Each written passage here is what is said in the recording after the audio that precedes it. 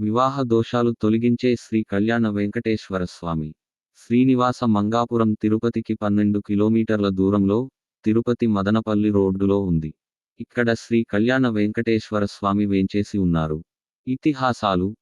పురాణాల ప్రకారం స్వామి నారాయణవనంలో కళ్యాణం చేసుకుని, తిరుమల కొండ మీద వెలసే ముందు పద్మావతి అమ్మవారితో ఇక్కడ కాలం గడిపారు. ఇక్కడి శ్రీ వెంకటేశ్వరుని ఆలయం చాలా పెద్దది, విశాలమైనది. ఇక్కడి శ్రీ వారి ప్రధాన మూర్తి తిరుమలలో ఉన్న దాని కంటే పెద్దది. తిరుమలలో జరిగే అన్ని పూజాదికాలు ఇక్కడ కూడా జరుగుతాయి.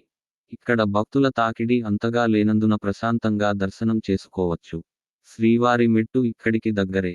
అక్కడి నుండే తిరుమల కొండ పైకి మెట్లదారి ఉంది. ఇది చాలా దగ్గర దారి.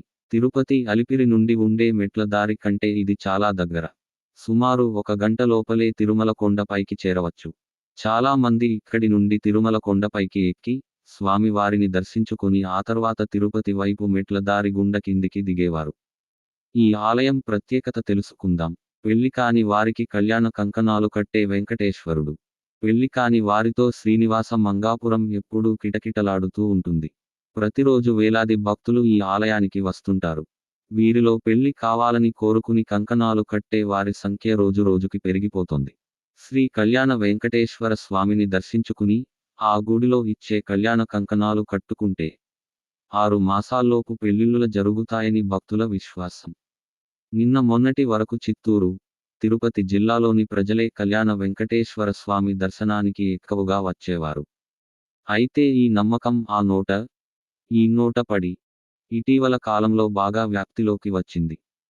స్వామి విశిష్టత ఈ మధ్యకాలంలో అందరికీ తెలియడంతో ఇప్పుడు కేవలం మన రాష్ట్రం నుంచే కాకుండా దేశ విదేశాల నుంచి కూడా భక్తులు వస్తున్నారు.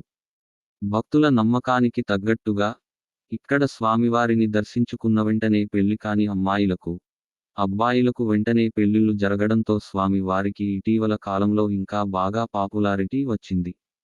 ఈ కారణంగా ఇటీవల కాలంలో ఈ గుడికి ఎన్నడూ లేనంత రద్దీ పెరిగింది. తిరుపతికి సరిగ్గా 12 కిలోమీటర్ల దూరంలో శ్రీనివాస మంగాపురం ఉంది.